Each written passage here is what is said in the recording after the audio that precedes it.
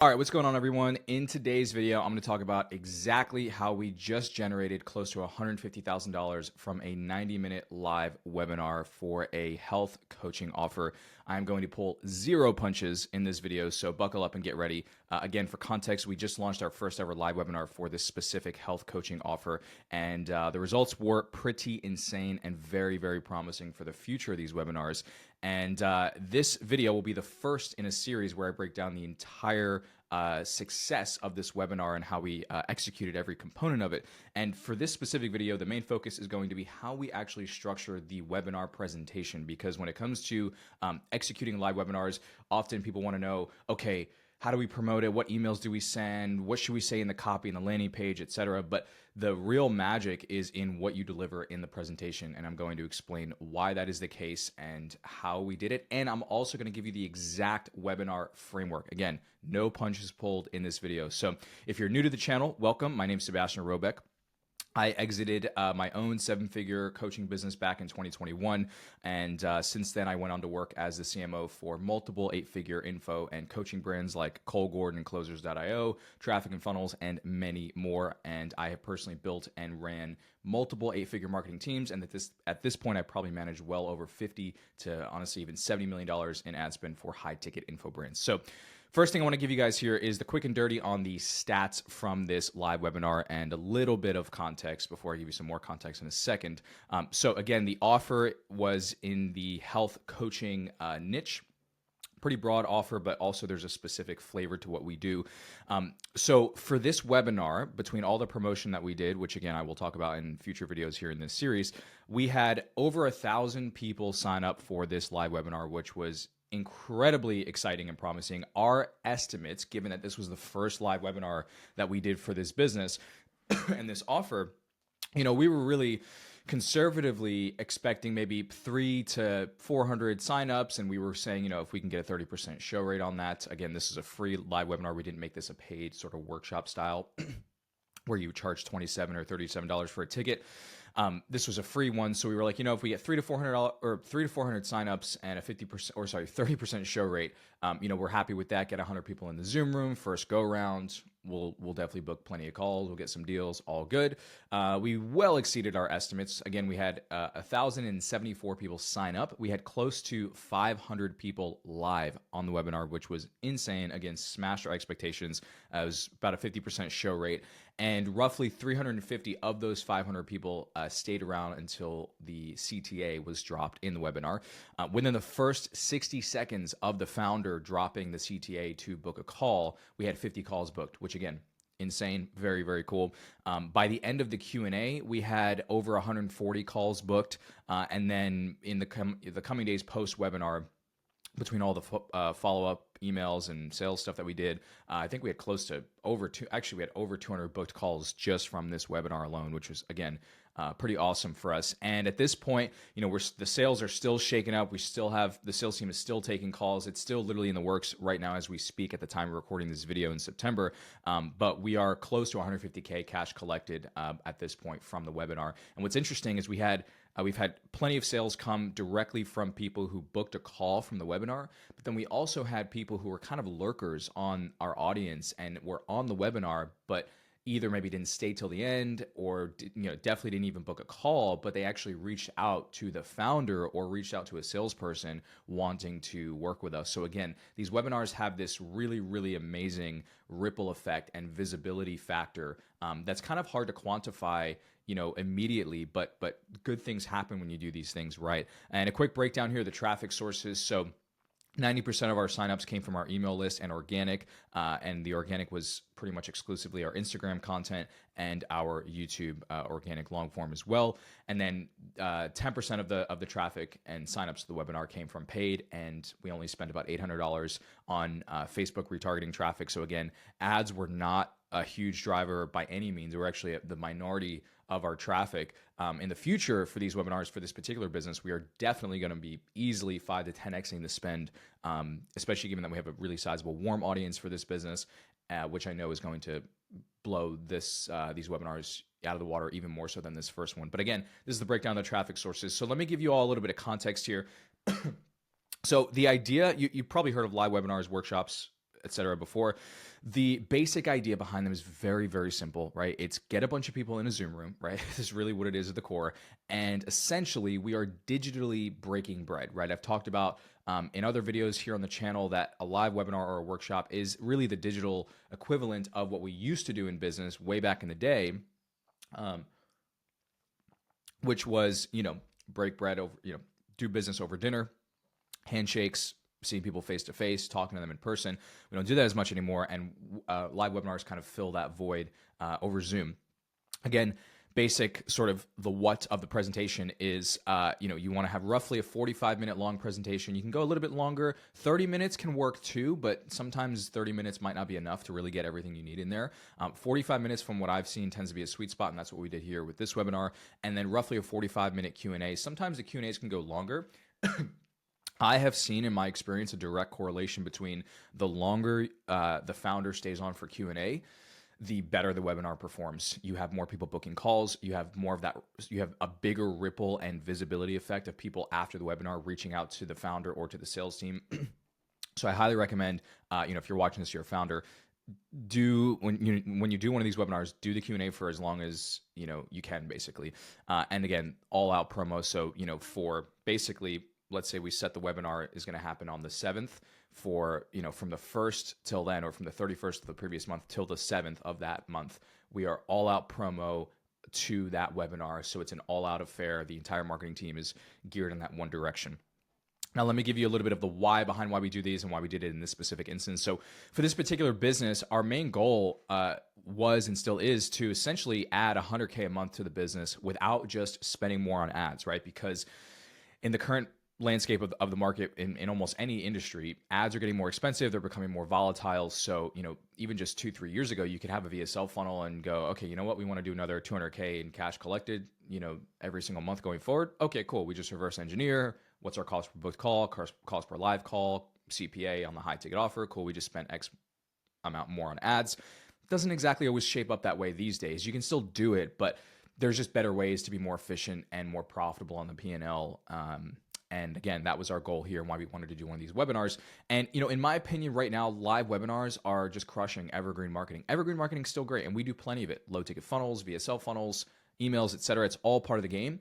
But live webinars and live event style, live events basically at all, Zoom, in person, whatever, they just have an effect that you just cannot achieve through evergreen marketing. And that held true here. Again, ads are volatile, but the sales team's still hungry. So when there's dips in lead flow and volume, to the calendar for the sales team, this webinar, it was really was intended as a way to sort of make up for that, and it definitely did. The other thing I really like about live webinars and why we did it here is it's hard to do well. It's one of those things that anyone can whip up a call funnel or ads to a lead form on Facebook, but to execute an entire live webinar between the promotion, the presentation, the follow-up, all the components that go into it, and to do it well at a very high level is not easy, which means if you can do it really well, you have an instant edge and an advantage over the competition. So it was good for us because we are very, very good at what we do. And it worked out well.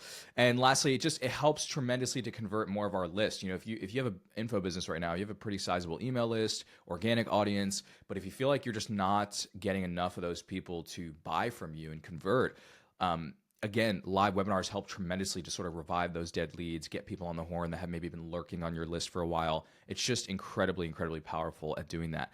So quick overview of the components that go into a successful webinar, and then I'm going to move directly into the presentation here. So the core components of executing a live webinar is obviously you have the presentation, which I'm going to be talking about here in a second. Then you have all the promotion that goes into it. So you've got like your copy, your funnel assets and landing pages. You've got your social posts. Then you've got all the tech that goes into it, which is a very specific there's a specific formula that we follow for the marketing tech that goes into webinars. And then you have the follow-up post webinar. So without further ado, and by the way, sorry, let me backtrack.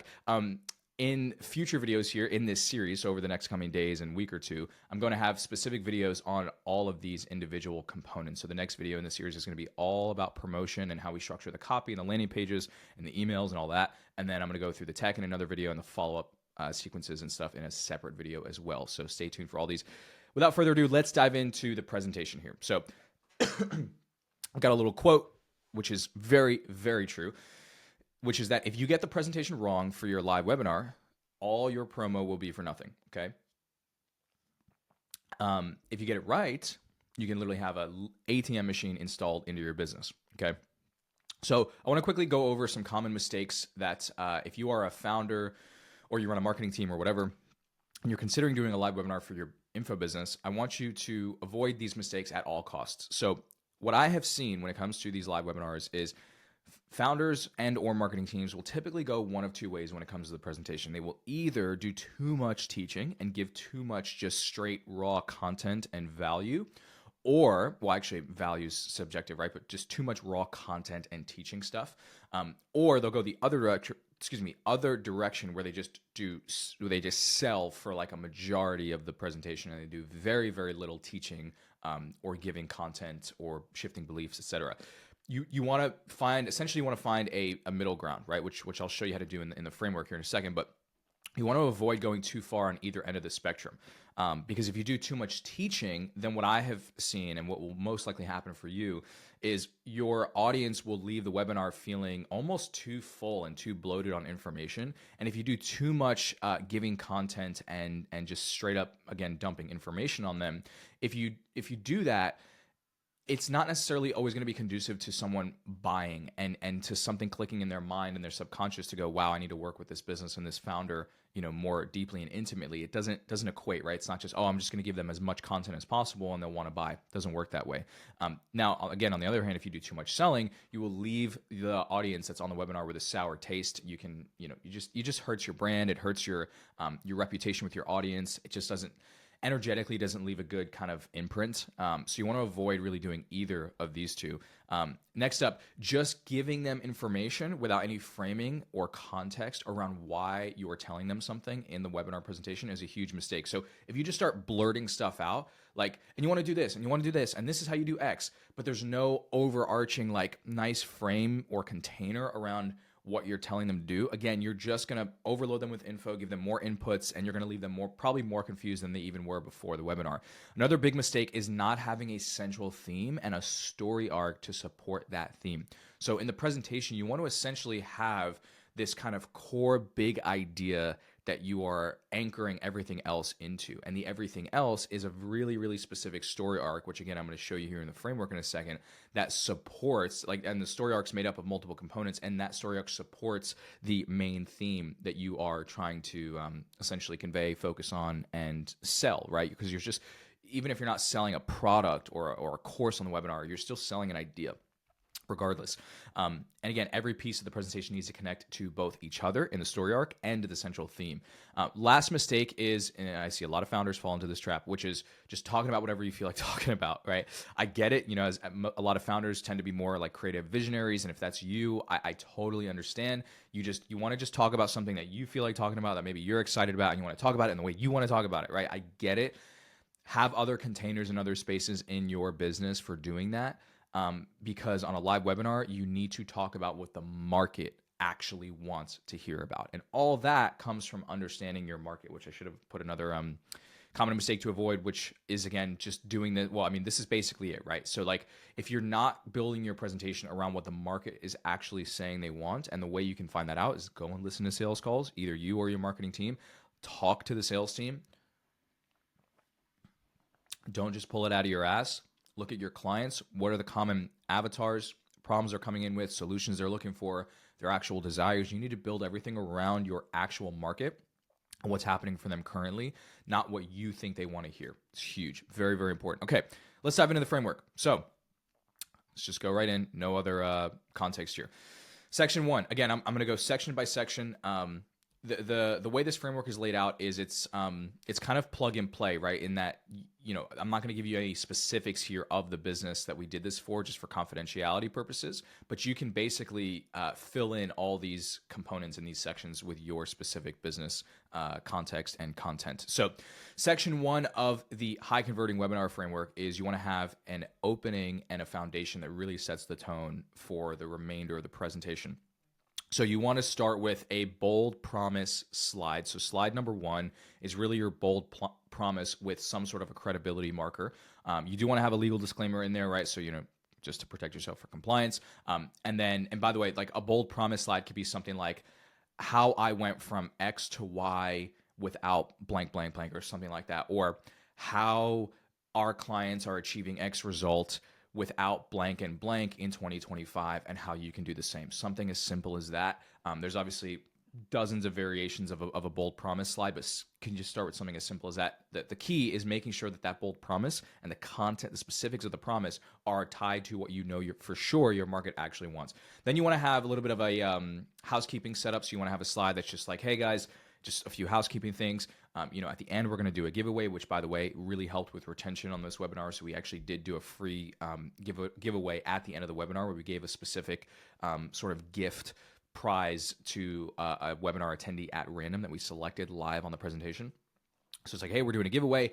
Also, at the end, we're doing a Q&A and just general housekeeping rules. When we're on the webinar, just do X, Y, and Z, whatever. So just some housekeeping stuff. Then you move into section 2, which is really important. So now this is where we start to agitate the problem and create relatability between you, the founder, and the audience that's on the presentation. So within the problem and the agitation of the problem, you want to start by listing out 4 to 5 specific pain points that your audience is experiencing. So it's like, hey, if this is you, if you're dealing with X and you're dealing with Y and you're dealing with Z and you're dealing with this and this, you're in the right place kind of thing. And you want to include emotional and psychological impacts. So not just, hey, if you're dealing with bloating, if you're dealing with stomach pain or whatever. It's like, that's like layer 1 of the problem. It's like, if you're dealing with bloating that keeps you up at night and stops you from X, Y, and Z, right? So it's like, what's the psychological impact of the problem? Again, you want to also have something in there that's just super relatable. And this is, I can go so deep into this, but a lot of people will also fall into the trap of trying to make everything sound really fancy and complex in the webinar. And it actually tends to work against you more than it does for you, because your market is just human beings, right? They're still just human beings, and you need to be able to relate to them in a simple, like down to earth way. And you can do that by just using language they would use. Just use normal human language that you would use in conversation, right? So it's like, if you're dealing with X and it sucks when you go out to do this thing because of X, Y, and Z, boom, you're in the right place, right? So you want to relate to them with language they would use. Then you want to go into, so you've like kind of laid out the problem, then you want to amplify their desired state, right? So it's like, you're in the right place if you want this, if you're looking to do this, if you want to feel like this, whatever it is. So you're just painting the vision of their ideal outcome. And here's where you're really starting to build anticipation. You're keeping engagement really high and excited for what they're going to get from the presentation. Section 3 is credibility and social proof. We did roughly 7 slides for this one. It's really, really simple. You want to have another promise statement, right, with specific transformation outcomes. And those transformation outcomes that are specific need to be tied to actual client testimonials. You want to just share your highest profile client results. You can name drop if possible, if it makes sense. Again, just really showcase to your market that you don't just talk, you also walk the walk, right? You can share, testimonials from recognizable figures. So if you have testimonials from people that your market would recognize and subconsciously place value on that person, definitely share those. And then you can also have like a results gallery showing multiple success stories. Section 4, this is where we start to destroy their beliefs. This is one of the most important components of the webinar, which is shifting and destroying their beliefs, not just giving them information. So what you want to do is you want to list out 4 to 5 things that your market believes that as the founder, as someone who's been where they want to be, are incorrect, are not actually true, right? So you want to address things like, I'll just figure it out myself. I'll deal with this later. I don't have to do this because I just need to do X, Y, and Z and I'll be okay, or whatever it is. You want to basically list those out, and you're also subtly listing out objections they may have, like in their head, sales objection wise. And then you basically want to make a simple statement like, I'm going to show you why none of these are actually true, and you'll understand in more depth, in more detail, why that is the case and what to do instead or whatever. Section 5, this is where you want to start to slowly educate the market, right? So we did 4 slides for this. You want to go, good news, right? So like why now is actually a great time to have the problem that they have and to solve it, right? It's like there's never been a better time to have X problem. There's never been a better time to be trying to do X or whatever they're trying to do, right? The bad news is you have all this information out there, all these different people telling you to do all these different things. It's really confusing. It's really overwhelming. It's hard to know what to listen to and what not to. And then you want to go into failed solutions, right? So like, it's like, hey, if you're here, you've probably tried these things before. You've probably tried 1, 2, 3, 4, 5, 6, 7, 8 to get to achieve your goal, and they didn't work out. And then you want to help them understand and see why those solutions they tried didn't work. So again, see how we're educating them, but education doesn't mean just giving them content. We're educating them on their problem, on what they've tried, why what they've tried hasn't worked, and what they can start to do instead. Then we move into section 6, which is 4 slides, where we start to introduce the solution, right? So that's where now we kind of start to reveal our unique mechanism, if you will. It's like our unique approach is X, Y, and Z, and then we go through the specific benefits that they'll get if they implement this approach. So we're focusing on methodology, approach, strategy, not as much on the super specific, hyper in the weeds tactical stuff. And we also incorporate a visual framework teaser, right? So we had like a little graphic that introduced the methodology, which is really helpful to have in these webinars, just so people don't get bored and you keep their attention span. Section 7, so now we've teed up all these things, we've got them really excited, boom, now we go into personal story and origin. Now, a lot of founders like to go into their story right away at the beginning of the webinar, and that can be a mistake because you can lose people there. Instead, you want to showcase to the market that you understand them by laying out their problems, stuff they've tried, why it hasn't worked, and getting them excited about what's possible, and then you can share your story because now they're already leaning in. So in the transformation journey, it's very simple. You just go through, where you were at before, right? So I was trying to do X, Y, and Z, whatever. Then during your struggle, right? So during your quest to find the answer, and then when you did find the answer and the solution to the problem that your market is also struggling with, what is your sort of after state? What does your life look like now in whatever niche you're in? And then the sort of the bridge that you're building here is like, why am I telling you all this? Well, it's because I understand. It's like I understand where you are. I get it. I have been there. I know the feeling, I know the pain, and I'm telling you right now, it's possible to get out of it. Here's what my life looks like now, etc. So you're building credibility, through showcasing you understand your market by telling your story. Don't spend too much time on this though, okay? Don't spend like 15, 20 minutes telling your story. I know it's easy to do so, but just keep it short, keep it concise, and really have the most important components in there that help someone understand that you understand them. Section 8 is the core discovery, right? This is really important. We had 6 slides for this. So here's where we reveal the real problem behind their symptoms or behind whatever it is they're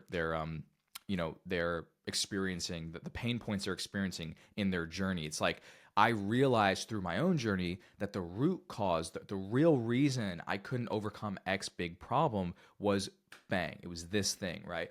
And most solutions for whatever the problem is don't actually work because they address the symptom or they address the surface level thing or they just try and get you to do this, but they completely neglect this, right? So you see how we're framing everything, we're creating this nice flow, and then it's like then we're revealing the deeper truth, right? And it's like when you don't address this root cause, this root factor behind why you're still dealing with the problem, you're going to be experiencing X, Y, and Z in your life and your business and whatever it is. Like you're still going to be dealing. It's like if you don't solve the main problem, here's the underlying byproduct of still having that problem be a problem. If that makes sense, you're then going into the specifics of how it shows up in their life and how it affects them and it keeps them up at night. It invades their relationship with their spouse and it gets in the way of this. It gets in the way of that. Whatever it is.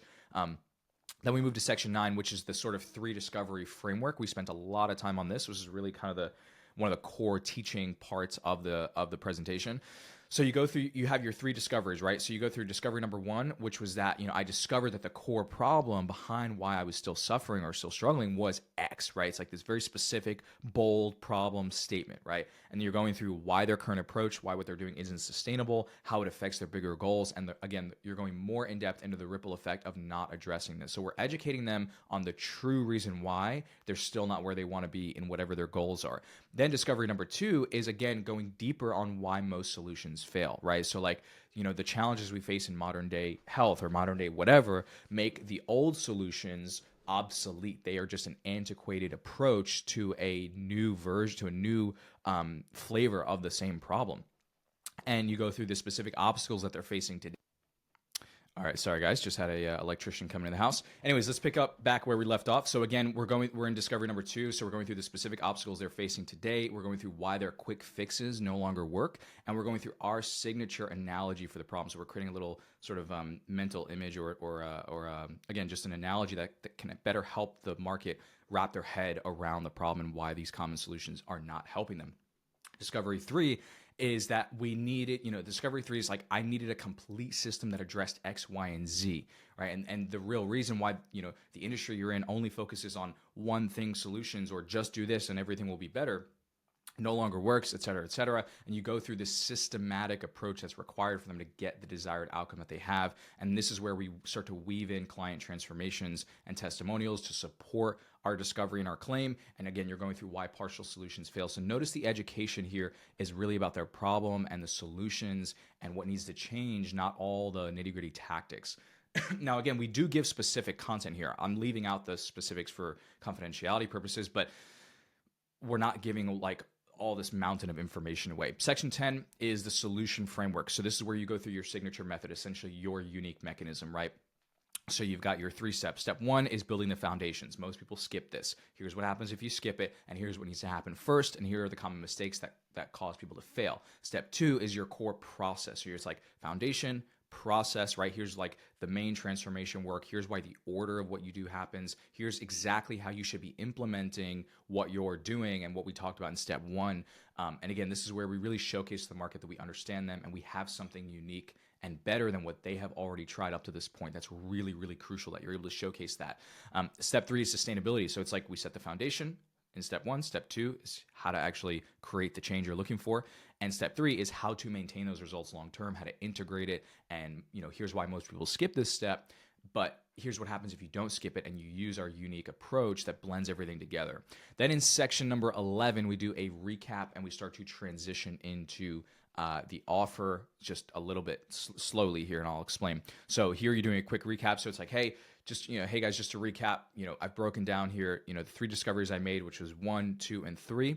Now, and then we do a commitment check. So it's like, if you're still here, it means you're serious about getting X, Y, and Z results. It means you're serious about finally getting rid of the brain fog you've been struggling with, or you're serious about finally building that side hustle business you've been trying to build for your family, or whatever the thing is they're trying to do, right? You're still serious about X, Y, and Z. Then you're starting to transition into helping them implement all of this with your team, right? So section 12 here, after the recap, is you go through a little bit more social proof and credibility of your team. So I'll give you an example. In this specific business, our head coach on the client delivery side was actually a former client for the business and worked one-on-one with the founder before becoming a head coach and working on the team. So we use that to our favor and actually get this works so well because you're giving the audience a sneak peek into what it's like to work with you, and you're showing them that your team also walks the walk, not just you as the founder, which creates this subconscious layer of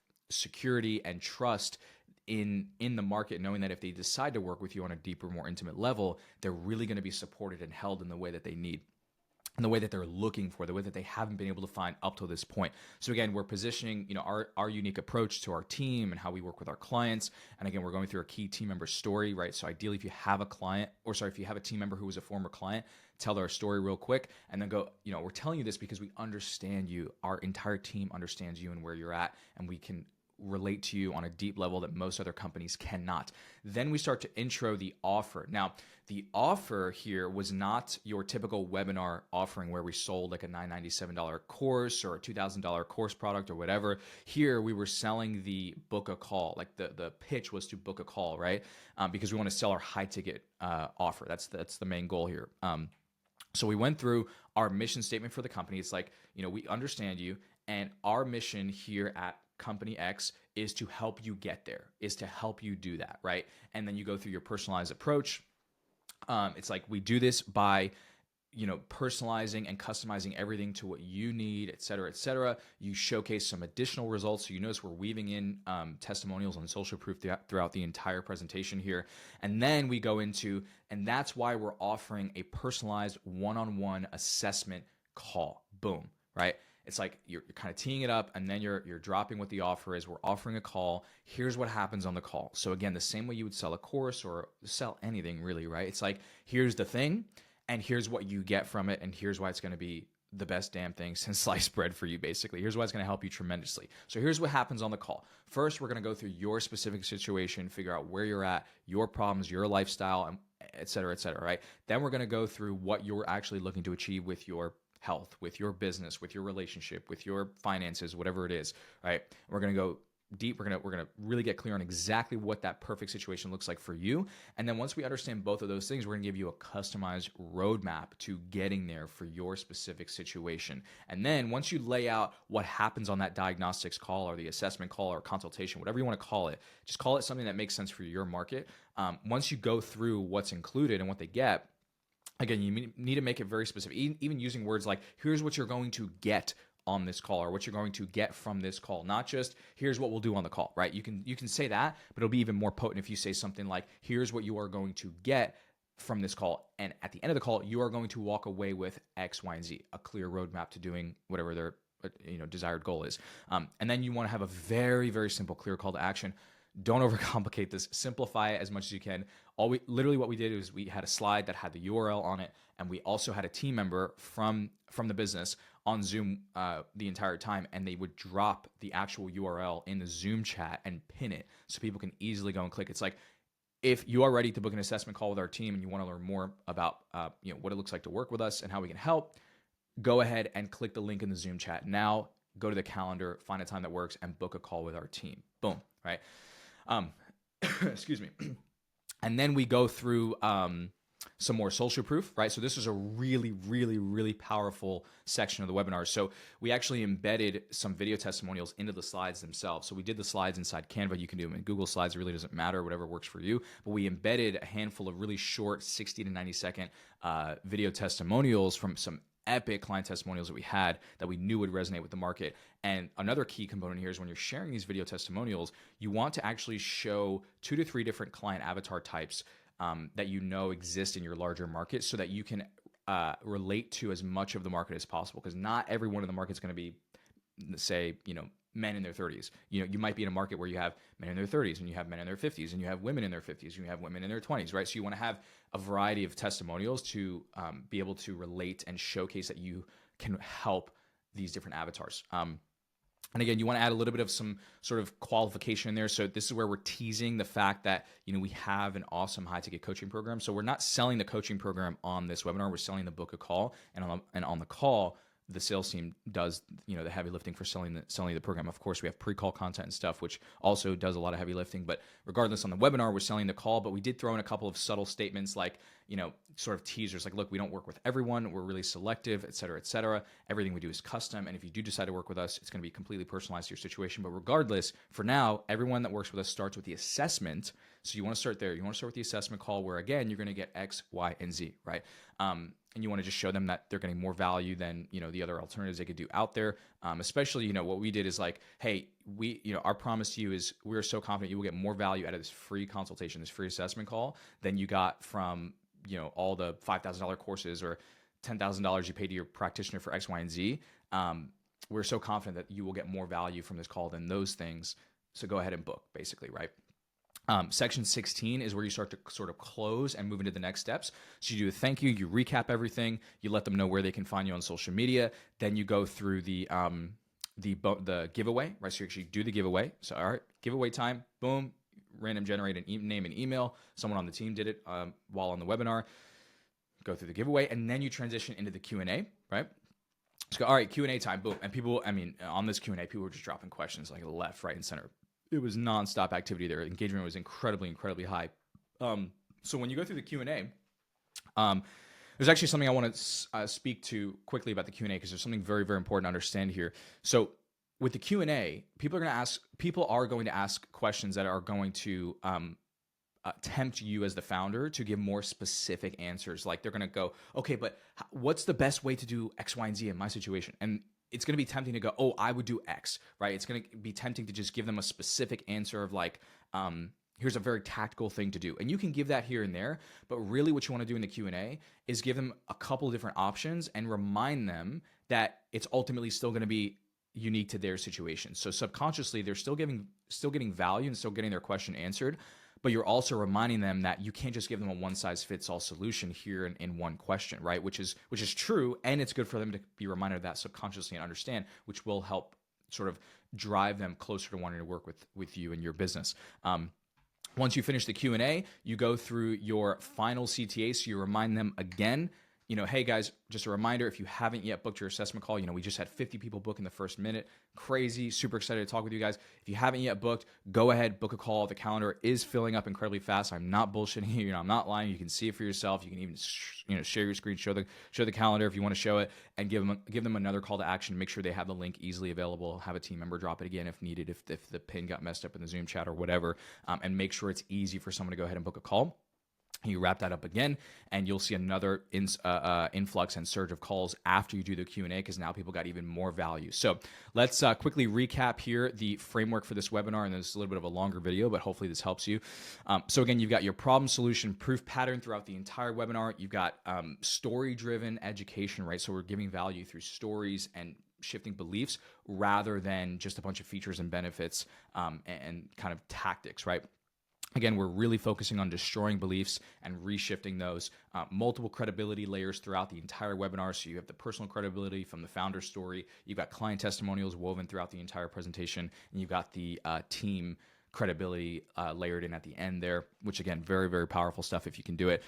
Again, framework-based teaching, right? So we're teaching discoveries and steps and revelations, not all the tactics in the world. And then we go kind of soft to hard CTA progression, right? So we're not just you don't just want to pitch the program. Okay, we have a $7,500 coaching program and it's blah blah blah. It's great, but don't do that. Don't do that. Okay, make sure you pitch the call, frame it correctly, and really help them see how valuable and beneficial that call is going to be for them. And again, you want to do a little bit of qualification positioning, right? So it's not for everyone. It's really for this kind of person. If this is you, which probably is because you're still here on the webinar, et cetera, et cetera. If it's not for you, if you're desperate, if you're looking just for a easy, quick fix, this isn't for you. Don't book a call. But if this is you and you're looking for X, Y, and Z and you're this type of person, go ahead and book, right? So you want to do a little bit of that kind of pushing away and pulling, right? Lastly, the total structure for the webinar, the webinar was roughly 143 slides. So not a small endeavor, but again, when you find a winning one, which I would say we definitely did, these things just pay off. Again, you can literally just do them every single month, rinse and repeat. General structure is educate, agitate the problem, solution, proof, offer, builds trust, and it positions the consultation as the logical next step. Okay, it's a long enough video here. I hope you found this helpful. Again, this is exactly how to structure your next live webinar. Highly recommend you start to build this out either yourself or your marketing team. Again, if you want my help, if you want an extra set of eyes on your marketing, you can always go ahead and book a call with me down in the description here on YouTube or wherever you're seeing this. And lastly, stay tuned for the next 2, 3, or 4 videos. I can't remember exactly how many there will be in this series, where I break down the other components of executing a successful live webinar. And with that said, I'll see you on the next video.